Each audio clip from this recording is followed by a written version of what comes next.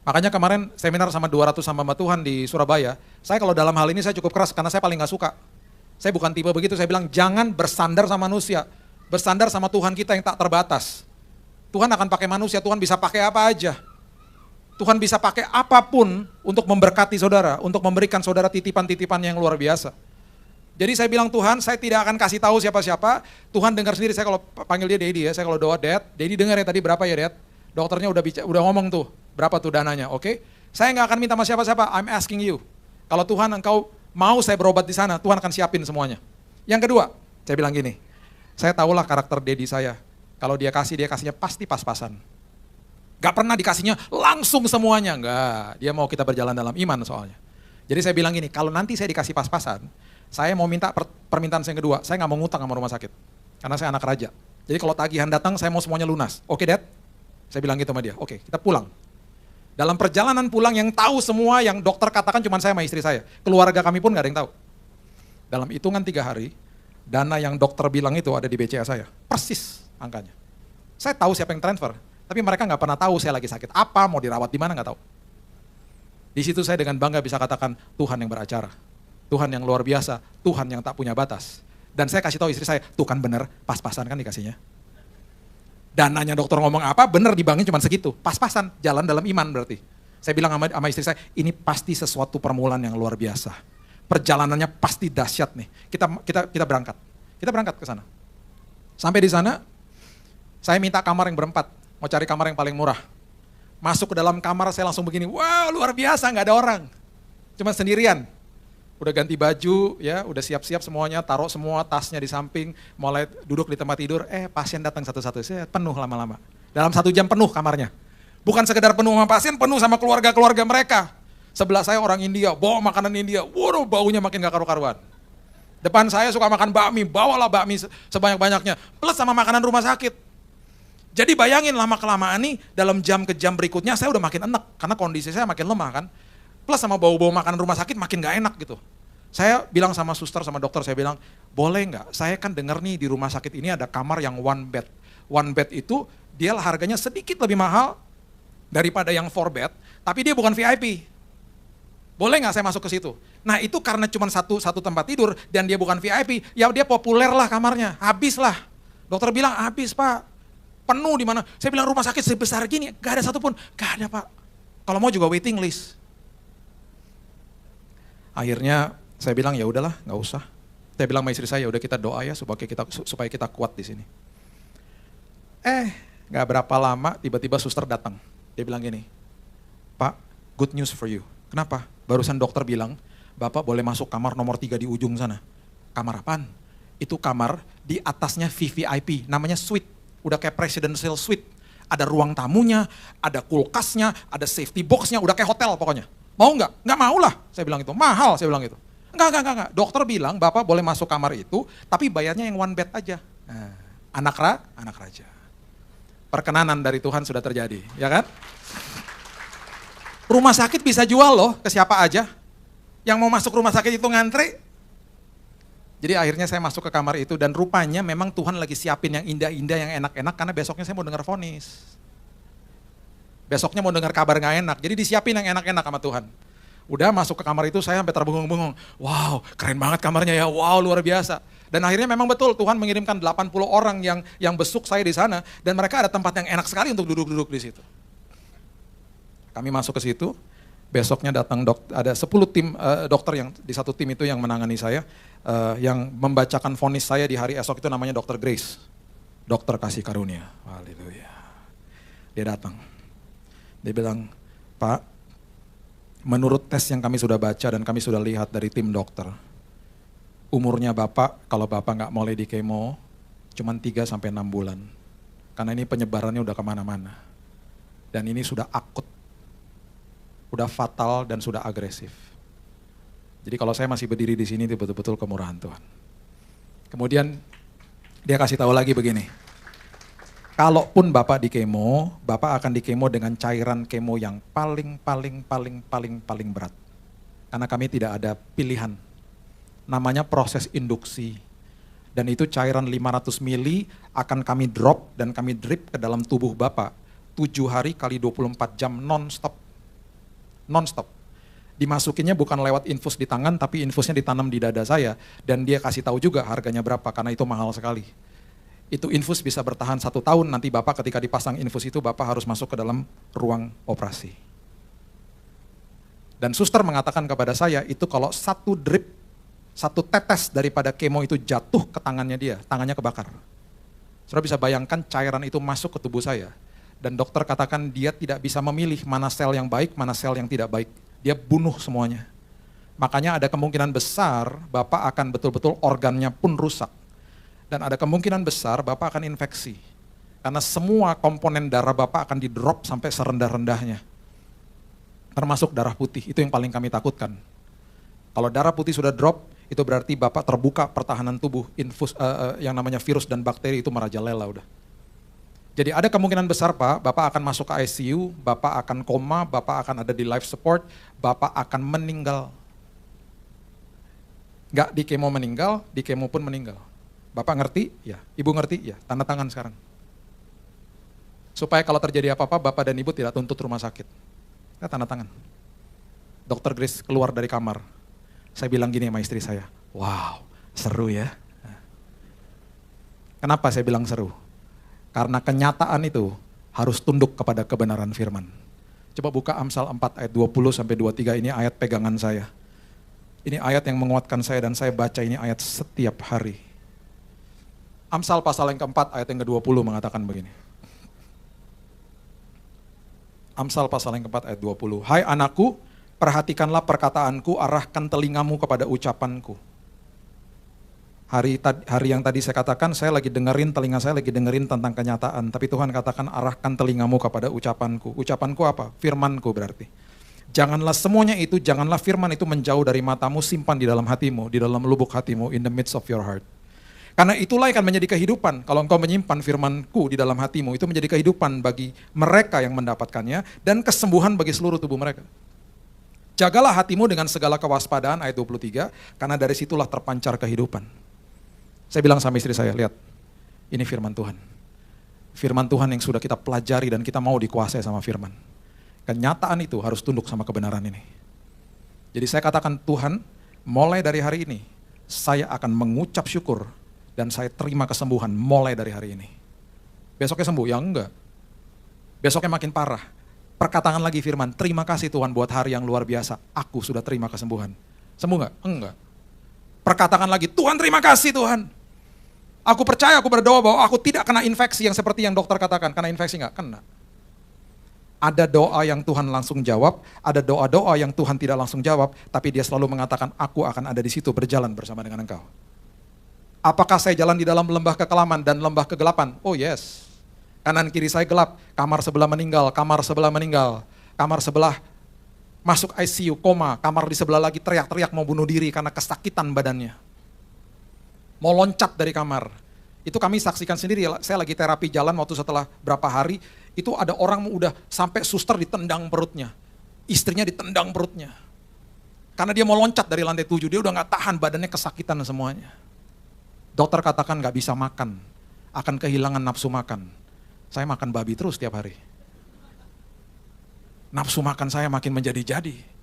Dokter katakan akan sariawan karena ini yang masuk ke dalam tubuhmu adalah sesuatu cairan yang sangat panas. Tidak pernah sehari pun saya sariawan. Sampai dokter bingung tiap hari saya disenterin mulut saya. Sampai akhirnya dia bilang begini, kamu pasien pertama yang tidak kena sariawan. Saya pun bingung. Kemuliaan Tuhan mulai dinyatakan dari hal-hal kecil. Satu-satu dinyatakan. Saya bilang, Tuhan, saya nggak mau kena infeksi. Seperti saya katakan, kanan kiri saya berjalan di dalam kegelapan, tapi tidak pernah sehari pun saya ada di dalam kegelapan. Karena setiap hari ada pelitanya Tuhan yang jalan sama-sama saya. Cukup bagi hari lepas hari. Nggak pernah dikasih lampu senter yang ujung terowongan yang kelihatan, nggak pernah. Tapi pelitanya cukup bagi hari lepas hari. Kena infeksi. 40 derajat. Sampai udah kepala udah mau pecah. Menggigil di tempat tidur sampai tempat tidurnya goyang. Goyang 30 menit. Sampai saya bilang sama istri saya, I'm tired, capek aku. Di dalam momen seperti itu, dokter sudah masuk, udah siap-siap mau bawa saya ke ICU. Istri saya sempat cekokin saya perjamuan. Kemudian saya dengar suara mulai sayup-sayup, dia teriakin saya di telinga saya, jangan lupa perkatakan Mazmur 91. Suaranya makin jauh, makin jauh, makin jauh, makin jauh, kolaps saya, pingsan, hilang. Katanya di dalam pingsan saya muntah-muntah katanya. Nggak tahu gimana setelah 10 menit dari situ saya terbangun, saya sadar, dan kemudian panasnya turun, makin turun, makin turun, makin turun, sampai malam hari semuanya normal. Dari awal perawatan sampai akhirnya saya tidak pernah masuk ICU. Tuhan yang jaga. Besoknya saya bilang gini, Tuhan serem banget sih Tuhan kemarin. Tuhan bilang gini sama saya, nggak apa-apa makin serem makin seru kesaksiannya. Ya elah Tuhan, please deh, nggak apa-apa kan saya berjalan bersama dengan Engkau, tenang aja. Oke Tuhan. Banyak hal-hal yang saya nggak bisa ceritain dalam waktu yang sangat singkat ini. Terlalu banyak. Penglihatan demi penglihatan hal-hal yang seperti itu terjadi. Lukas pasal yang ketiga ayat yang kedua, coba saudara baca. Lukas pasal yang ketiga ayat yang kedua. Firman Tuhan katakan begini. Ini ayat sindiran kepada imam besar, karena Tuhan lagi memberikan sebuah pernyataan yang luar biasa. Dikatakan pada waktu Hanas dan Kayafas menjadi imam besar, datanglah firman Allah kepada, bukan Hanas dan Kayafas, firman Allah datang kepada Yohanes anak Sakaria. Di mana? Di bait Allah? Bukan, di padang gurun. Makanya ketika saudara dibawa ke padang gurun sama Tuhan, itu tempatnya Tuhan mau ngobrol sama saudara. Saya malu kemarin, 20 tahun pelayanan saya pikir saya sudah hubungan intim sama Tuhan. Saya nggak pernah merasakan sedekat itu sama dia selama 6 bulan terakhir ini. Malu saya. Saya bilang Tuhan, wow, what a wonderful God. Your presence is enough for me. Hadiratmu cukup bagiku Tuhan. Saudara, saya teringat dengan cerita Yosafat ketika dia diperhadapkan dengan Bani Moab dan Bani Amon. Bani yang lahir dari inses. Bani yang beraliansi melawan Yosafat. Dan Tuhan memerintahkan dengan sangat jelas untuk maju menghadapi Bani itu dengan ucapan syukur. Tidak pernah Tuhan mengatakan bahwa negara lain aliansi kamu untuk berperang dengan mereka. Tidak pernah Tuhan katakan bahwa senjata, tidak pernah Tuhan bilang maju dengan ucapan syukur. Dan kalau saudara pelajari firman Tuhan, ada kuasa di balik ucapan syukur. Manusia, nanti satu waktu kita belajar tentang hal itu. Manusia jatuh dalam dosa karena mengucap syukur sebenarnya. Kondisi manusia udah jauh lebih daripada sempurna, kondisi hidupnya pada saat itu. Kenapa? Iblis mengutarakan sebuah peristiwa yang dia katakan begini, hidupmu tuh gak cukup, kamu bisa satu level lagi seperti Tuhan Allahmu dan melebihi dan lain sebagainya. Jadi akhirnya manusia merasa begini, oh iya ya, gak cukup. Ketika manusia merasa gak cukup, gak ngucap syukur. Jatuh, itu akar dosa. Makanya kenapa ketika Tuhan mau memulihkan hubungannya dengan manusia, dia katakan kepada manusia, di Keluaran dia katakan, bangun mezbah bagiku. Karena aku mau bersemayam di situ. Di dalam perjanjian baru, di dalam zaman kasih karunia, sekarang yang diminta sama Tuhan adalah apa? Kasih aku penyembahanmu dan kasih karuniaku akan ada di atasnya karena ketika engkau menaikkan ucapan syukur, aku bersemayam di atasnya. Satu departemen di surga yang ditinggal dan dipecat ketuanya, itu adalah Lucifer, Departemen Praise and Worship, pujian dan penyembahan. Makanya ketika posisi ini kosong, posisi ini dicari sama Tuhan, dikatakan di firman Tuhan dia mencari penyembah-penyembah yang menyembah di dalam roh dan kebenaran. Siapa? Saudara dan saya. Makanya dia paling benci sama saudara dan saya karena kita adalah diminta untuk menggantikan posisi dia. Makanya kenapa ketika kau menaikkan ucapan syukur, hadiratku turun di atasnya. Ketika hadiratku turun selalu ada malaikat kerub yang menjaga.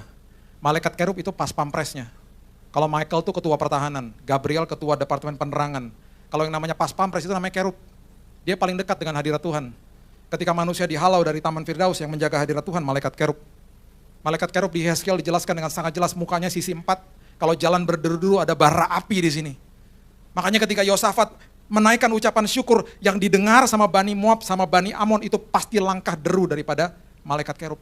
Karena setiap kali hadirat Tuhan turun, selalu hadirat itu ada bersama-sama dengan malaikat kerub. Makanya ketika imam besar masuk ke dalam ruang maha suci, dan ketika mereka tidak kudus, yang membunuh adalah malaikat kerub. Karena malaikat kerub yang menjaga hadirat Tuhan, makanya lambang di atas tabut perjanjian, itu adalah lambang daripada malaikat kerub. Saudara bisa bayangkan ketika saudara menaikkan ucapan syukur di rumah saudara, dan hadirat Tuhan turun di atas rumah saudara dan keluarga saudara. Yang turun bukan sekedar hadirat Tuhan, yang turun itu ada malaikat kerub yang menjaga rumah saudara, menjaga kesehatan saudara, menjaga anak-anak saudara dan lain sebagainya. Dan akhirnya Bani Moab dan Bani Amon tinggal bangkai berhantaran karena mereka berkelahi satu sama yang lain. Mereka bingung. Mereka berkelahi satu sama yang lain dan Yosafat dan bangsanya memerlukan 3 hari untuk menjarah barang-barang mereka. Bukan sekedar nanti kesulitan hidup saudara dihalau sama Tuhan. Di balik itu semuanya ada perkara besar yang menanti bagi saudara. Maju dengan ucapan syukur. maju dengan ucapan syukur setiap hari. Bulan Februari akhirnya waktu saya dinyatakan sudah selesai perawatan yang pertama, dokter tes lagi bone marrow saya. Dan setelah 2 hari saya diminta untuk datang ke kantornya dan dia katakan, dia pun terbingung-bingung. Dia katakan begini, Pak, kami tidak menemukan satupun sel kanker dalam tubuh Bapak. Free Pak, clean. Sampai saya bilang begini sama dokternya, dok, 5% mungkin sisanya, 4%, 3%, 2%, nggak ada, clean.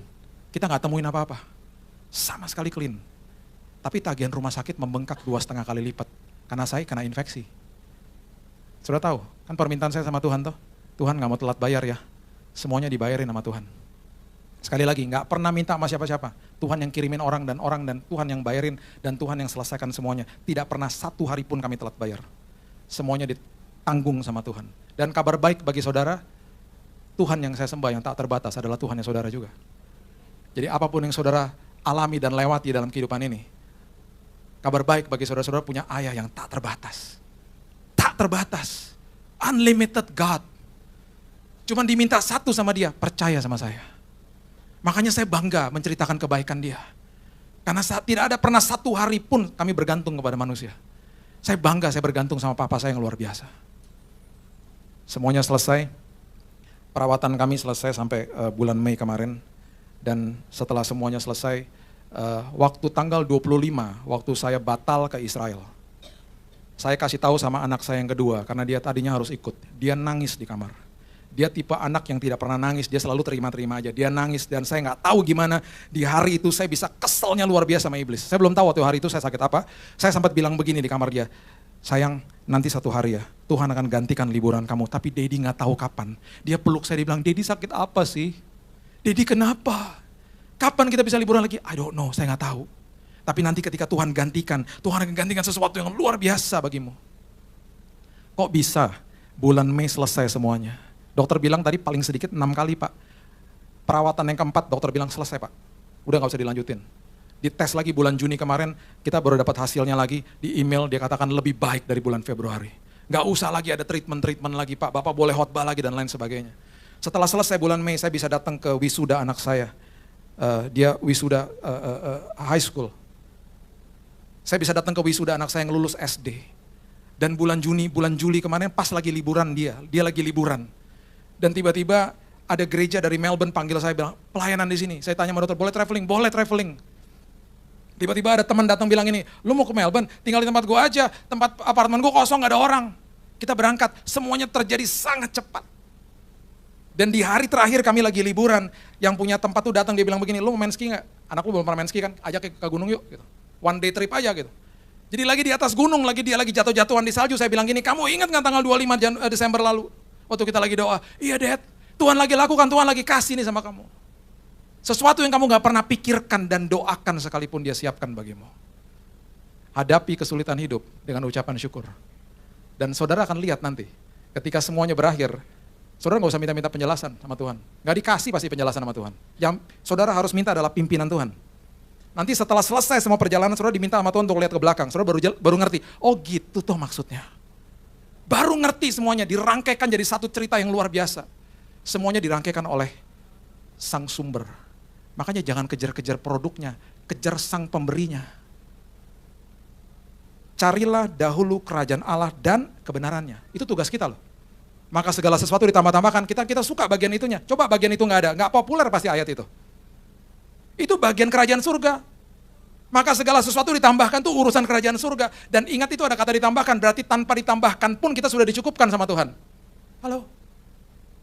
Gak usah dikejar-kejar itunya. Makanya ketika ada orang-orang kusta yang datang kepada Yesus, ingat cerita itu? Ada berapa orang kustanya? Lupa ya? 10 toh? Yang balik berapa? Cuman 1, Tuhan bilang begini, Yesus katakan begini, mana yang lain? Ingat ya nanti saudara baca lagi di Lukas 17 kalau nggak salah itu. Mana yang lain?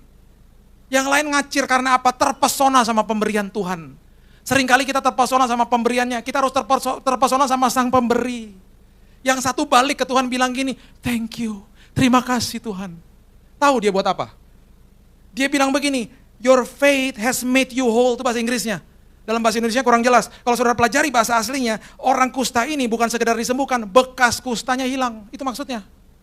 Yang 9 disembuhin, tapi ada bekas kustanya. Makanya Yesus tanya, mana yang 9? Ada ekstra lagi nih aku mau kasih. Terpesona sama pemberian Tuhan, ngacir. Yang satu balik, thank you ya. Wow, yang lain mana? Dia tanya itu loh. Tahu tuh. Ya udah, kalau gitu kamu yang dapat deh. Your faith has made you whole. Completed. Bahasa Inggrisnya, bahasa aslinya adalah bekas kustamu sirna. Jadi tidak akan ada satu orang pun yang tahu engkau bekas pengidap kusta. Yang lainnya masih ketahuan dan susah dapat kerjaan waktu saat itu. Orang-orang juga gak mau deket-deket. Kejar sang sumbernya. Banyak perkenanan Tuhan dia mau berikan kepada saudara. Fokus kita harus cari dahulu kerajaan Allah dan kebenarannya. Yesaya 48 ayat yang terakhir. Ayatnya yang ke-10 dan 11 mengatakan begini. Yesaya 48 ayat yang ke-10 mengatakan begini. Sesungguhnya aku telah memurnikan engkau, namun bukan seperti perak, tetapi aku telah menguji engkau dalam dapur kesengsaraan. Aku akan melakukannya oleh karena aku, ya oleh karena aku sendiri.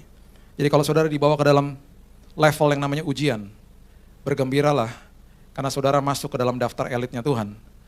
Yang dimasukin sama Tuhan ke dalam padang gurun, itu bukan sekedar hanya orang-orang biasa. Kalau saudara pelajari firman Tuhan, itu ada yang namanya Musa, ada yang namanya Yusuf, ada yang namanya Abraham, ada yang namanya Nuh, dan satu orang yang luar biasa, yang Tuhan bawa sampai kepada padang gurun yang dahsyat, namanya Yohanes Pembaptis.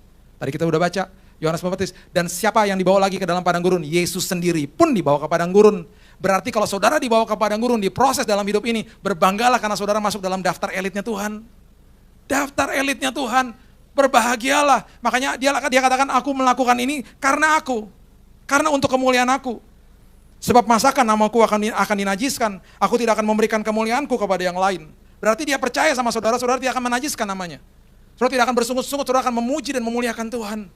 Dan dia bangga lihat saudara, walaupun dalam kesulitan hidup, walaupun dalam hal-hal yang kau sedang diuji, engkau senantiasa mengucap syukur kepada aku. Itu namanya saudara tidak menajiskan nama Tuhan. Salah satu hobinya Tuhan adalah dia suka mempertontonkan saudara kepada dunia.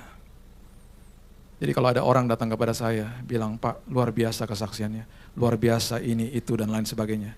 Yang bangga Tuhan. Dulu anak-anak saya waktu masih kecil, saya dandanin mereka, saya gini-gini jago loh, gantiin pampers. Saya dulu terlibat dalam waktu mereka growing up. Bagi saya itu perjalanan yang sangat menyenangkan bagi saya.